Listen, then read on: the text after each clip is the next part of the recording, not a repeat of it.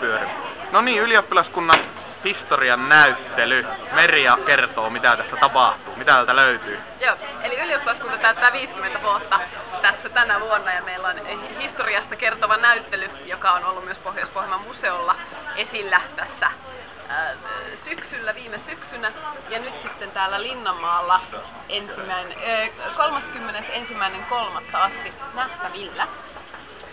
Meillä on tässä näyttelyssä ylioppilaskunnan vanhoja kalentereita, haalarimerkkejä, kutsuja vuosijuhliin, 10-vuotisvuosijuhliin, ylioppilaskunnan vanha vieraskirja ja sitten vielä viralliset merkit tuolta löytyy myös.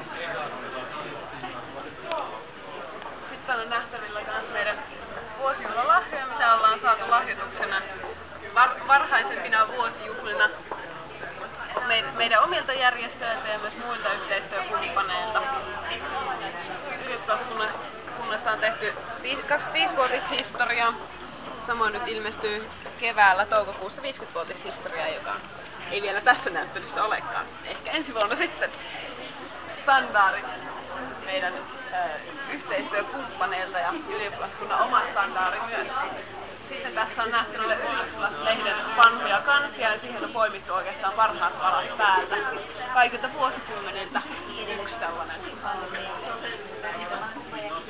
juliste. Joitakin ylkkäreitä on tuossa lueskeltavissa, ainakin tässä näyttelyn avajaisten aikana. Tervetuloa katsomaan näyttelyä. Mikä on sinun suosikki näistä kaikista? Minun suosikki varmaan löytyy täältä hyllystä. Tämä on tuo ylioppilaskunnan standaari, joka on ihan älyttömän komea.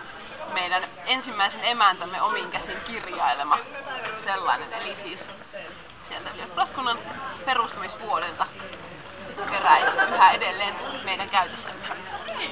Kuinka pitkään tämä näyttely on tässä? Maaliskuun loppuun asti. Noniin, siihen asti sitten voi käydä